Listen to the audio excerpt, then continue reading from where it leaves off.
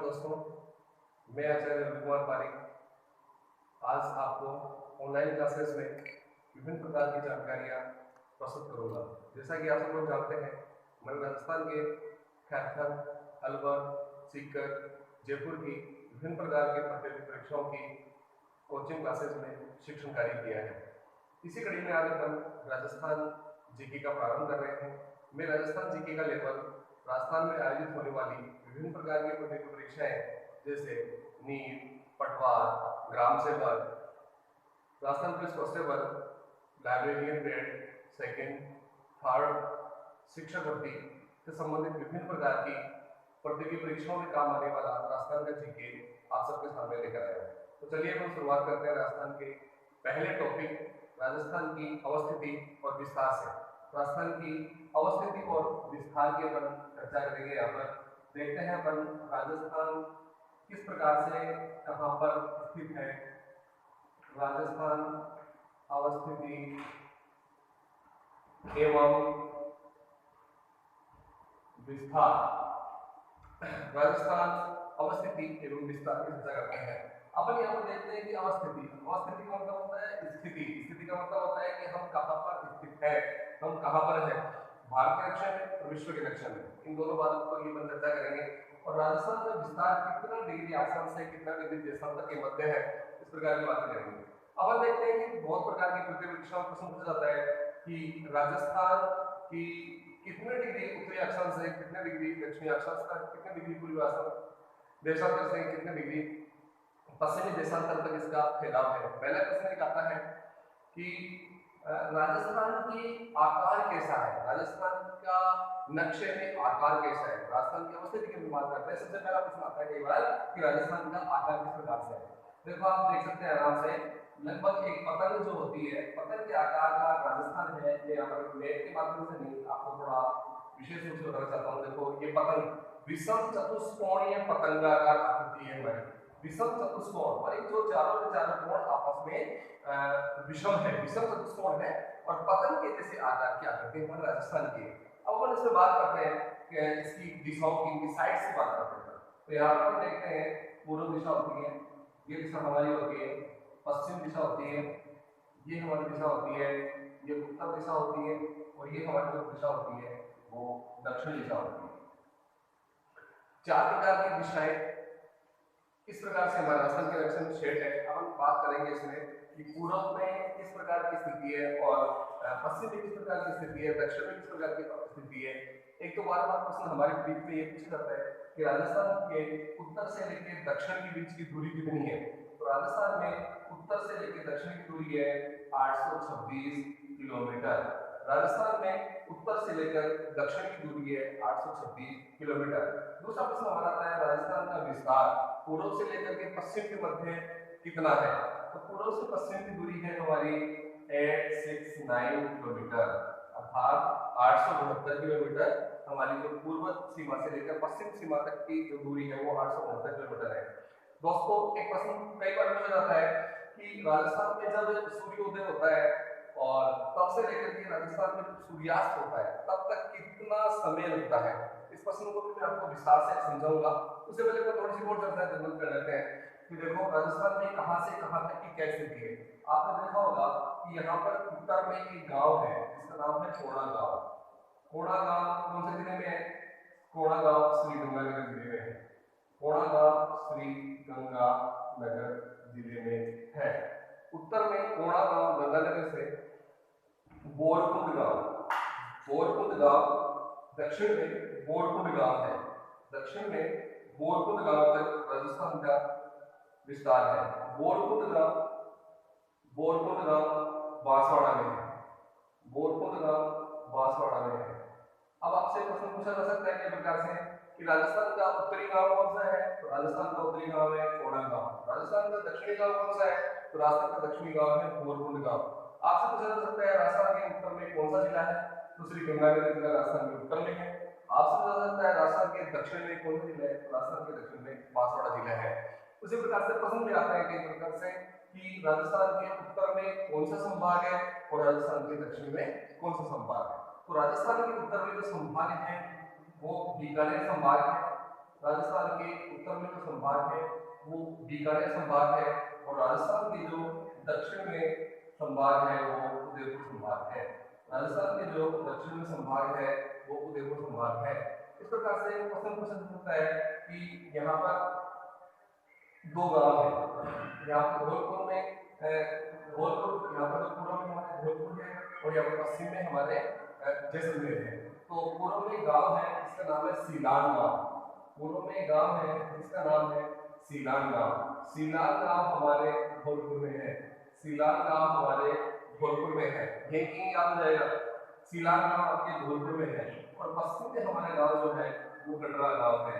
पश्चिम में जो हमारा गांव है वो कटरा गांव है। कटरा गांव हमारा जैसलमेर जिले में है। कटरा गांव हमारा जैसलमेर जिले में है। तो दोस्तों एक बार पुनः अपन चारों चीजें रिपीट कर लेते हैं। उत्तर में कौन सा गांव? कोड़ा गांव। दक्षिण में कौन सा गांव? बोरकुंड गांव।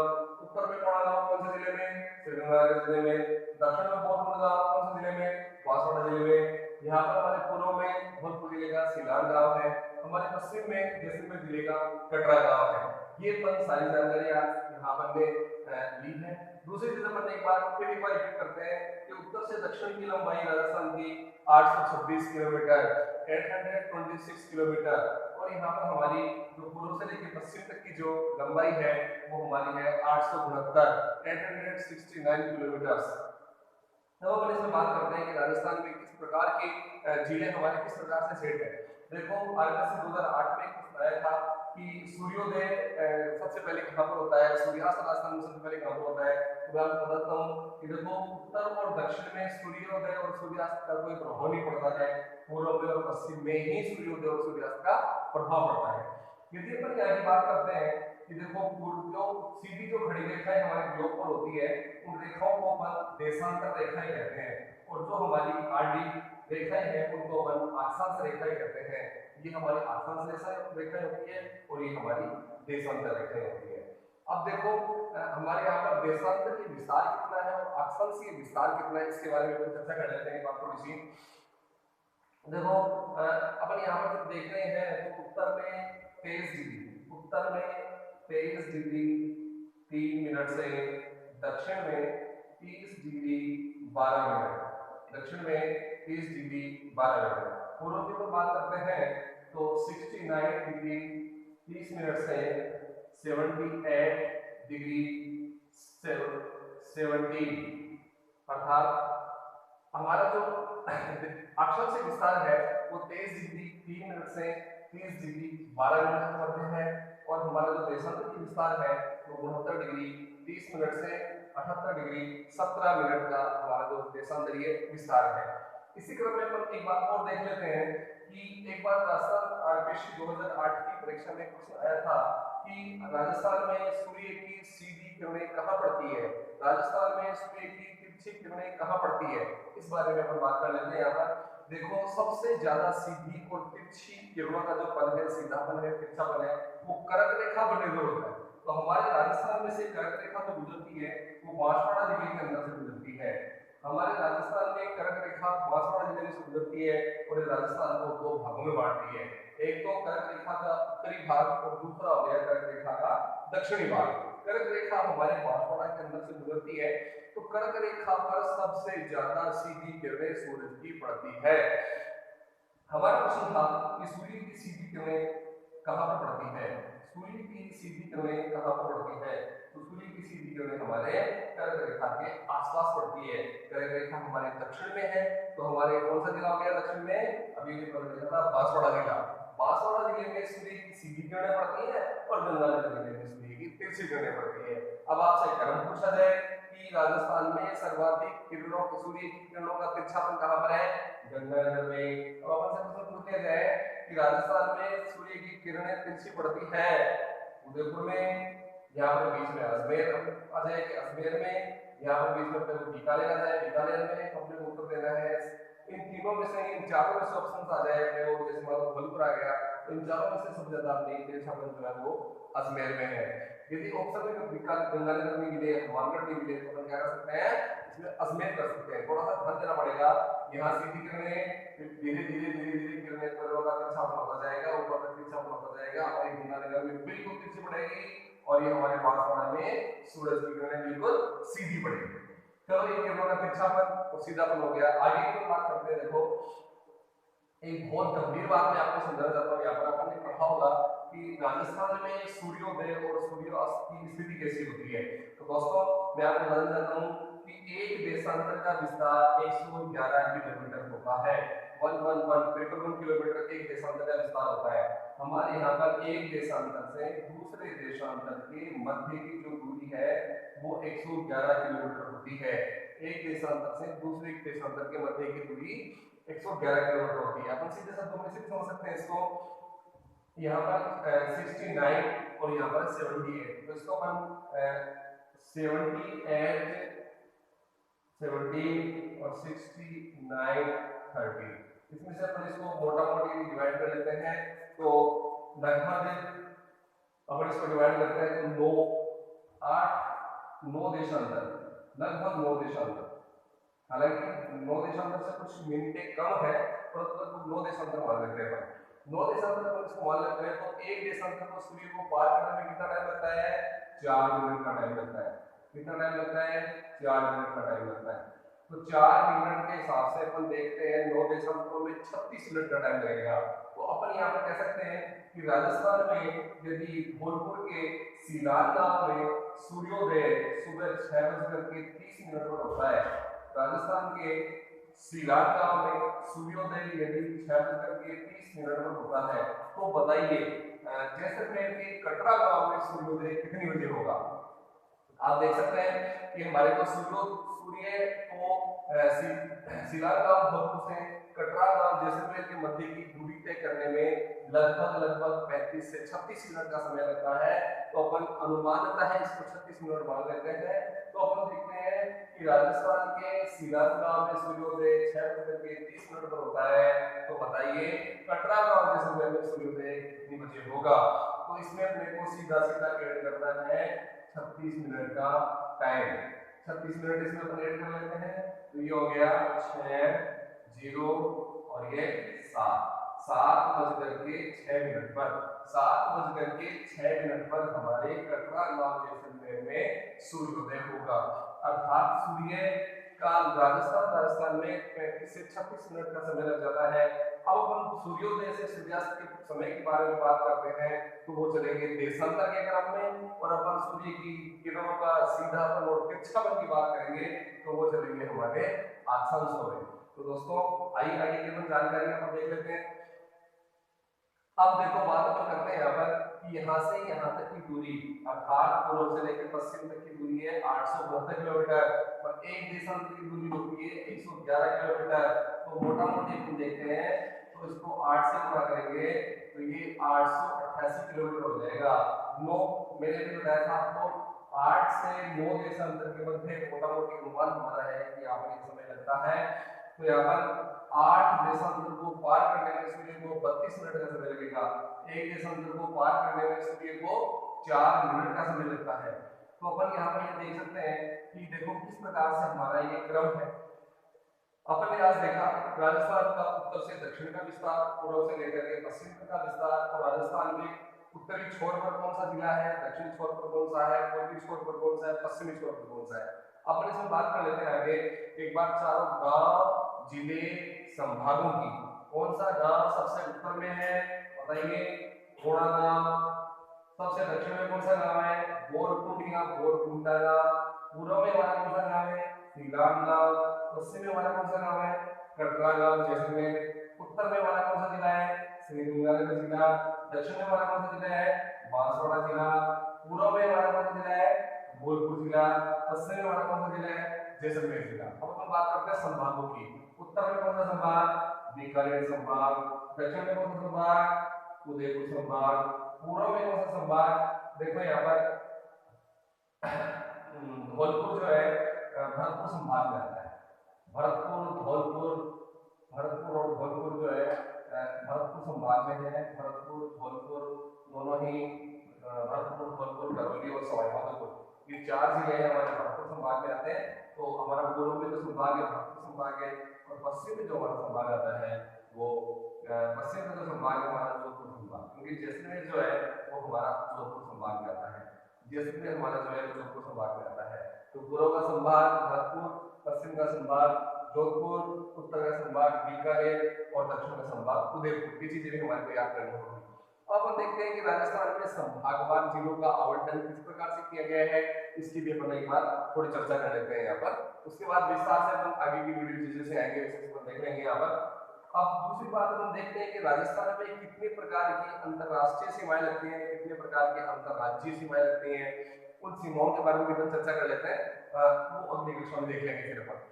तो अपन देखते हैं यहाँ पर राजस्थान में कितने देशों की सीमा लगती है। राजस्थान में जो है गंगानगर से लेकर के और गंगानगर के बाद में यहाँ बीकानेर है, बीकानेर के बाद में यहाँ पर आपको गंगानगर है, गंगानगर के बाद बीकानेर है, बीकानेर के बाद आपको जैसलमेर और जोधपुर। ये चार सॉरी जोधपुर नहीं आएगा, सॉरी इसमें आएगा यहाँ पर आपका इसमें सबसे पहले आएगा गंगानगर, गंगानगर के बाद आएगा आपका बीकानेर, बीकानेर के बाद आएगा आपका जैसलमेर और जैसलमेर के बाद आएगा आपका बाड़मेर।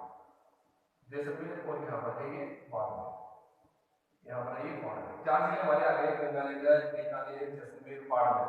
गंगानगर, बीकानेर, जैसलमेर, बाड़मेर, ये चार जिलों की जो सीमाएं हैं हमारी वो पाकिस्तान के साथ लगती है। चार जिलों की सीमाएं हमारी लगती है पाकिस्तान के साथ। पाकिस्तान के साथ हमारी चार जिलों की सीमाएं जो है पाकिस्तान के साथ लगती है और पाकिस्तान के साथ जो सीमा लगती है वो हमारी 1070 किलोमीटर की सीमा है।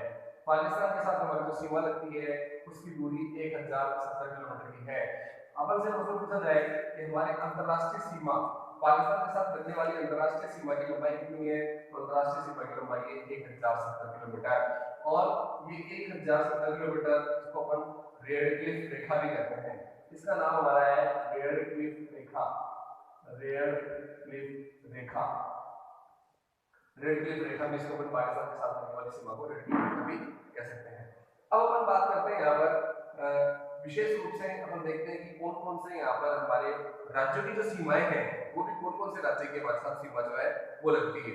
अपन राज्य की बात यहाँ पर करेंगे तो सबसे पहले यहाँ पर जो हमारा राज्य है, देखो यहाँ पर गंगानगर के साथ जो राज्य लगता है उस राज्य को हम कहते हैं पंजाब। याद करेंगे अपन पंजाब। राजस्थान के साथ जो पूरी सबसे लगता है पंजाब। पंजाब के बाद में आता है हरियाणा, पंजाब के बाद आता है हमारा हरियाणा, पंजाब के बाद आता है हमारा हरियाणा, पंजाब हरियाणा के बाद हमारा यहाँ पर आएगा उत्तर प्रदेश, उत्तर प्रदेश, उत्तर प्रदेश के बाद हमारा आएगा यहाँ पर मध्य प्रदेश, मध्य प्रदेश, मध्य प्रदेश के बाद हमारा आएगा वो है गुजरात, गुजरात। अपन एक बार फिर से देख लेते हैं तो दोस्तों, एक हमारी अंतरराष्ट्रीय सीमा पाकिस्तान के साथ लगती है, उसके बाद हमारी राज्य सीमाएं पंजाब, हरियाणा, उत्तर प्रदेश, मध्य प्रदेश और गुजरात। मेरे साथ एक बार याद कर लेंगे आप। सबसे पहले अंतरराष्ट्रीय सीमा हमारी जो है वो है पाकिस्तान के साथ, उसके बाद 5 हमारी अंतरराज्यीय सीमाएं हैं जो अन्य राज्य से या अन्य स्टेट से लगती हैं। उनमें से कौन कौन सी है?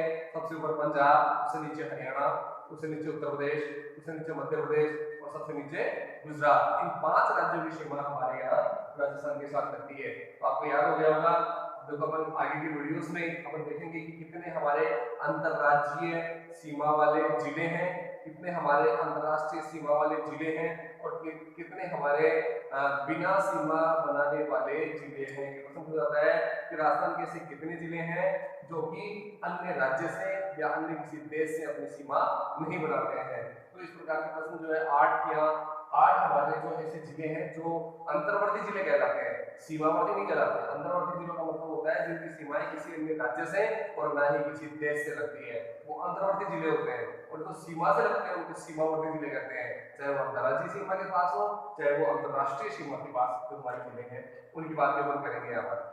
तो अपन लोग देख लेते हैं कि राजस्थान का जो अपन ने ये थोड़ा बहुत मामला देखा है, ये कहाँ से है, कैसे आया है, कैसे इसकी स्थिति आई है, कैसे इसके विस्तार आया है, ये सब चीजों की जानकारी कर लेते हैं यहाँ पर। तो थोड़ी सी अपन देख लेते हैं कि आपने सुना होगा कि राजस्थान का नाम पहले क्या नाम था। राजस्थान का पहले क्या नाम था? देखो, राजस्थान का पहले राजपुताना नाम, राजस्थान का पहले नाम राजपुताना, और राजपुताना नाम लगभग 1800 में दिया था सर जॉर्ज थॉमस ने। सर जॉर्ज थॉमस ने राजस्थान का प्राचीन नाम Rajputana, sir George Thomas, sir George Thomas. Sir तो हम ऐसे लगा देते हैं किसी के नाम के आगे भी, तो सर तो छोड़ो भैया, आप जॉर्ज थॉमस याद रखो। और कब नाम दिया था? सन 1800 में। सन 1800 में क्या नाम दिया था राजस्थान का? राजपुताना। राजपुताना नाम क्यों दिया था? क्योंकि राजस्थान में 19 रियासतें, 3 ठिकाने और एक केंद्र शासित प्रदेश राजस्थान में था। 19 रियासतें, 3 ठिकाने और एक केंद्र शासित प्रदेश था। उसमें से हमारी को जो है सर्वाधिक 18 जो रियासतें थी वो सारी की सारी रियासतें राजपूत राजाओं के द्वारा शासित थी। राजपूत राजाओं का वहां पर शासन था, राजपूत राजाओं का वहां पर राज था। इसलिए हमारे यहाँ का राजस्थान का नाम जो था राजपूताना था, क्योंकि यहाँ पर राजपूत राजा राज करते थे, इसलिए राजपूताना इसका नाम था। राजपूतान या राजपूताना। राजपूताना क्या है? जो 1800 में दिया था। उसके बाद कई बार इसको भी देखने को मिलता है कि 1832 और 1830 ये कंफ्यूजन रहता है कि हमारे यहाँ पर कर्नल जेम्स टोड आए थे, जो बहुत बड़े इतिहासकार थे, जिन्होंने राजस्थान सहित विभिन्न प्रकार के राज्यों में चर्चा करके वहां के इतिहास के बारे में चर्चाएं की थी। तो colonel George Thomas, colonel George James Tod, इनका नाम कर्नल भी, इनके नाम क्या है? कई लोग कर्नल लगाते थे, वैसे इनका नाम कई लोग वैसे सर कर्नल जेम्स टॉड नाम किया जाता है। तो सर कर्नल जेम्स टॉड या कर्नल टॉड, ये सारे एक व्यक्ति के नाम है। एक व्यक्ति था जिन्होंने अपनी एक पुस्तक लिखी थी, एनालिसिस एंड एक्टिविटीज राजस्थान। उस पुस्तक में उन्होंने सन 1829 या 1830 में राजस्थान का नाम राजस्थान दिया था। राजस्थान कह दो या राजस्थान कह दो। पहले इनका नाम राजपूताना, राजस्थान से राजस्थान, राजस्थान से राजस्थान। स्थान का मतलब क्या होता है? राजधानी, राजपूत राजाओं का स्थान। राजपूत राजाओं के स्थान के कारण से हमारे राज्य का नाम राजस्थान पड़ा हुआ है। तो अपन देख लेते हैं कि आपने पढ़ा होगा कि देखो इसमें खारेपानी की झील ज्यादा है, खारापानी ज्यादा है। राजस्थान में खारापानी ज्यादा है, खारापानी की झील भी ज्यादा है। और एक यहाँ पर पर्वतमाला है, इस पर्वतमाला का नाम है अरावली पर्वतमाला। दो प्रकार की चीजें मैंने देखी यहाँ पर, एक तो खारापानी राजस्थान में और एक अरावली पर्वतमाला। खारापानी जो है हमारा वो किसकी देन है और अरावली पर्वतमाला है ये किसकी देन है? खारापानी जो हमारा था वो खारापानी का टेथी सागर, टेथी सागर, टेथी सागर का नाम आप सबने सुना होगा, टेथी सागर। और यहाँ पर जो अरावली है Gondwana lake, Gondwana lake, Gondwana lake. दोस्तों मैं आशा करूंगा हमारी राजस्थान के जीके में आपको सारी चीजें टिप्स में नहीं याद करा दूंगा, आप मेरे साथ बने रहिए, जुड़े रहें। खारापानी, राजस्थान में सर्वाधिक मात्रा में खारापानी की झीलें हैं। देखो यहाँ पर दोनों प्रकार की झीलें हैं, खारे पानी की झील भी है और मीठे पानी की झील भी है। झीलों की नगरी किसे कहते हैं वो सारा पता ही है, उदयपुर झीलों की नगरी कहते हैं। और एक खारा पानी मतलब यहाँ पर एक टेथी सागर था, बहुत बड़ा समुद्र था, उस समुद्र में खारा पानी था, उसकी जो अवशेष है वो खारे पानी की झील। जैसे हमारे सबसे बड़ी झील खारा पानी की कौन सी है? सांबर झील, जिसमें देश का सबसे ज्यादा नमक का उत्पादन वहां पर होता है। पचपदरा झील, जिसमें सर्वाधिक खारापन है। आपसे प्रश्न पूछ ले ऐसी कौन सी झील है जिसका पानी सबसे ज्यादा खारा है? तो सबसे ज्यादा खारा पानी तुम पूछे तो पचपदरा झील बाड़मेर की। और हमारे से पूछ ले कि राजस्थान में सबसे बड़ी खारे पानी की झील जो 8 किलोमीटर और 32 किलोमीटर की लंबाई चौड़ाई की हुई है, वो सबसे बड़ी खारे पानी की झील वो हमारी है सांबर लेक, जहां पर विभिन्न प्रकार से नमक का उत्पादन भी किया जाता है। अच्छा, एक राजस्थान में पचपदरा में जो बात कर रहे थे वो खारवेल जाति के लोग वहां पर नमक के स्फटिक भी बनाते हैं। ऐसा प्रश्न भी आता है कि वो कौन सी जाति है? खारवेल जाति है। क्या बनाती है? नमक के स्फटिक बनाती है। कहां बनाती है? पचपदरा में बनाती है। पचपदरा कहां पर है? बाड़मेर में। इस प्रकार की चीजें पर देखने को काफी मिलेगी। फिर उसके बाद हमारी जो अरावली पर्वतमाला है वो भी हमारा गोंडवाना लेक, क्योंकि याद रखना आपको खारा पानी किसका? खारा पानी की झीलें टेथी सागर का अवशेष है, अरावली पहाड़ी किसका अवशेष है? गोंडवाना लेक का अवशेष है। ये दोनों चीजें आपको याद रखनी पड़ेगी, बार-बार परीक्षा में पूछी जाती है। तो अपन देखते हैं कि राजस्थान का धरातल किस प्रकार का है। राजस्थान के धरातल की अपनी बात कर लेते हैं। देखो यहाँ पर हम बात करते हैं राजस्थान के धरातल की। राजस्थान में देखो पर्वतीय भाग, मैदानी भाग, मरुस्थल भाग, 3 प्रकार के मुख्य भाग है। एक तो हमारा सबसे बड़ा जो भाग है 60% के आसपास जो भाग है, 60% के आसपास हमारा जो भाग है वो रेगिस्तानी भाग है। 60% के आसपास का जो हमारा भाग है रेगिस्तानी भाग है। बाकी का जो 40% का हमारा भाग है वो विभिन्न प्रकार से अपन 10% में कहते हैं कि अरावली प्रदेश है, अरावली मध्य प्रदेश है। फिर उसके बाद जो बच गया वो मैदानी भाग आ गया हमारा। तो बताओ कितना भाग हमारा? 60% भाग हमारा रेगिस्तान का है 10% भाग हमारा अरावली का है और बाकी का भाग है हमारा मैदानी भाग है। अब अपन बात करते हैं कि अरावली कहां से कैसे, तो यहाँ पर दिल्ली हमारी, यहाँ पर दिल्ली है, दिल्ली से लेकर के बाड़मेर तक अरावली का विस्तार है। तो आप देख रहे हैं यहाँ पर जो मैंने चित्र बनाया है, ये दिल्ली की तरफ से थोड़ी चौड़ी होते हुए यहाँ पर थोड़ी पतली, थोड़ी पतली होते ये हमारी जो बाड़मेर की तरफ चला रही है, ये हमारी अरावली पर्वतीय प्रदेश। यहाँ पर मध्य अरावली है, मध्य अरावली की सबसे ऊंची चोटी की अगर बात करेंगे यहाँ पर, तो मध्य अरावली की सबसे ऊंची चोटी है तारागढ़, जिसे गढ़ बिठली भी कहते हैं, तो अजमेर जिले में है। फिर अपन बात करते हैं उत्तरी अरावली, उत्तरी अरावली में झुंझुनू, उत्तरी अरावली में झुंझुनू, झुंझुनू में सॉरी अब तो सीकर में आ गए ये, क्षमा करना, तो झुंझुनू की जगह पे सीकर करना पड़ेगा अपने को, क्योंकि ये रघुनाथगढ़ की पहाड़ियों में आ गया। रघुनाथगढ़, रघुनाथगढ़ की पहाड़ियों की सबसे ऊंची चोटाई, सबसे ऊंची जो चोटी है वो सीकर जिले में है। और अब पहले जो इसका जो चोटी जहां से हम चढ़ना स्टार्ट करते हैं वो चोटी हमारी झुंझुनू जिले में है, और झुंझुनू और सीकर दोनों की सीमाओं पर है, और रघुनाथगढ़ हमारे उत्तरी अरावली की सबसे ऊंची चोटी है। वैसे हम बात करते हैं तो इधर सिरोही, सिरोही, सिरोही में गुरु शिखर पर्वत है। गुरु शिखर पर्वत की जो सबसे ऊंची जो चोटी है वो गुरु शिखर पर्वत की सबसे ऊंची चोटी है हमारी राजस्थान की सबसे ऊंची पर्वत चोटी भी कह सकते हैं, अरावली की सबसे ऊंची पर्वत चोटी भी कह सकते हैं। और ये तीन प्रकार की चोटियां हमारी उत्तरी अरावली की चोटी, मध्य अरावली की चोटी, और ये हमारी दक्षिणी अरावली या पूरे राजस्थान की अरावली की जो ऊंची चोटी उसकी बात करते हैं। अब अपन बात यहाँ पर करते हैं कि किस प्रकार से यहाँ पर हमारा ये जो रेगिस्तान फैला हुआ है। देखो रेगिस्तान का फैलाव हमारा ऐसे है, अरावली के लगभग उत्तर पूर्व में, सॉरी उत्तर और पश्चिम में, उत्तर पश्चिम में, उत्तर पश्चिम में, उत्तर पश्चिम में हमारा अरावली का, अरावली के उत्तर और पश्चिम में लगभग मरुस्थल है, रेगिस्तान है, प्रचुर मात्रा में रेगिस्तान है। वहां पर क्या होता है कि वहां पर जनसंख्या तो होती है कम और वहां का क्षेत्रफल होता है ज्यादा। और हमारे यहाँ पर पूर्व में क्या होता है, क्षेत्रफल तो होता है कम और जनसंख्या होती है ज्यादा। तो अरावली के जो हमारे उत्तर और पश्चिम के जिले हैं उनका क्षेत्रफल ज्यादा है और उनकी जनसंख्या का जो घनत्व है वो कम है। और अपन यहाँ पर बात करते हैं अरावली के पूर्व में, तो अरावली के पूर्व के जिले जो है उन सब जिलों का क्षेत्रफल जो है वो तो है कम और जो जनसंख्या का घनत्व है बहुत ज्यादा है। इनकी भी अपन चर्चा करेंगे कि कौन से जिले में जनसंख्या घनत्व ज्यादा है, कौन से में कम है, इनकी अपन धीरे-धीरे यहाँ पर चर्चा अपन करते हैं। आज हमने कोई बात करनी है कि राजस्थान में देखो पश्चिम में, उत्तर में मरुस्थल है, राजस्थान के मध्य में अरावली पर्वतमाला है और राजस्थान के पूर्व में मैदानी भाग है। और इस प्रकार से अपन ये राजस्थान के विभिन्न प्रकार का जो प्रदेश है उनकी अपन चर्चा करेंगे। और अपन यहाँ पर देखते हैं कि राजस्थान की ये मोटा-मोटी जानकारी हमारे हिसाब से आज हो रही है। और अपन बात करते हैं उसके बाद संभाग और संभाग में अवस्थित जिलों की। राजस्थान में कितने जिले हैं? डबल 3। राजस्थान में कितने जिले हैं?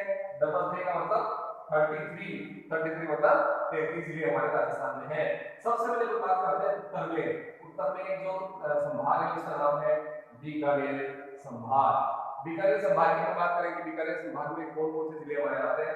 सबसे उत्तर में बीकानेर का है, दूसरा इसका जिला है श्री गंगानगर, तीसरा इसका जिला है हनुमानगढ़, चौथा इसका जिला है गंगानगर, हनुमानगढ़, गंगानगर है, हनुमानगढ़ है, बीकानेर है। गंगानगर, हनुमानगढ़, बीकानेर, 3 जिले हमारे यहाँ हो गया। फिर उसके बाद 4 जिले आते हैं ना, तो अपन जिले की बात कर लेते हैं। एक बार बहुत से और मोटा-मोटी संभागों का नाम देख लेते हैं। 1 नंबर में बीकानेर संभाग आ गया था, 2 नंबर में हमारा अजमेर संभाग आ गया, 3 नंबर में फिर हमारा जयपुर संभाग आ गया, 4 नंबर में हमारा भरतपुर संभाग आ गया, 5 नंबर में हमारा उदयपुर संभाग आ गया, 6 नंबर में हमारा जोधपुर संभाग आ गया, जोधपुर संभाग आ गया। सबसे पहले हमारा देखो अपन बात करते हैं यहाँ पर हमारा बीकानेर संभाग है।